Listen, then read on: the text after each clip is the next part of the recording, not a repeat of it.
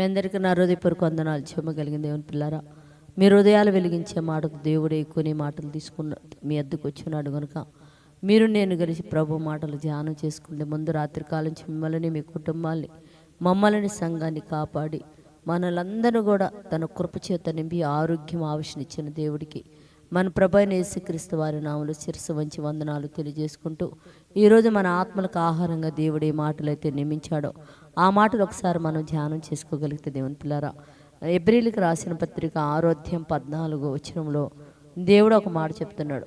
నిశ్చయముగా నేను నిన్ను ఆశీర్వదించునని రాయబడింది. దేవుని పిల్ల, ఈరోజు ఎంతమంది అయితే ఈ హృదయం వెలిగింపు మాటను మీరు చూస్తున్నారు, నిశ్చయముగా దేవుడు మీ కుటుంబాలను ఆశీర్వదిస్తాడంట. దేవుని పిల్లరా, నిశ్చయముగా మీ కుటుంబాలు ఈరోజు ఏదైతే కొదువై ఉందని చెప్పి మీరు బాధపడుతున్నారో, ఏదైతే కొదువుగా ఉందని మీరు ఇబ్బందులు ఇరుకుల్లో కన్నీరు కారుస్తున్నారో, మీ కన్నీటిని దేవుడు తుడిచివేసి మీ అవసరాలు తీర్చి నిశ్చయముగా మీ కుటుంబాన్ని దినం ఆశీర్వదింపబోతున్నాడు కనుక ప్రార్థన చేసుకుందాం.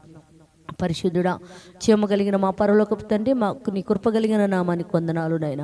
అవునైనా వాగ్దానపూర్వకంగా ఈరోజు నిశ్చయముగా మీ కుటుంబాలు మేము ఆశీర్వదిస్తానని చెప్పి తండ్రి వాగ్దానపూర్వకంగా ఈ మాటల చేత నీ బిడ్డల హృదయాలు మీరు వెలిగించారు కనుక కుటుంబంలో ఉన్న కన్నీటి బాధను మీరు తుడిచి వారి కుటుంబాలకు కావాల్సిన నిత్య అవసరతలు మీరు తీర్చి ఆ కుటుంబాలను ఆశీర్వదించి మీరు మహిమ పొందమని మా రక్షకుడు నీ కుమారుడనే పరిశుద్ధ నామములో ప్రార్థన అడుగుతున్నాము తండ్రి.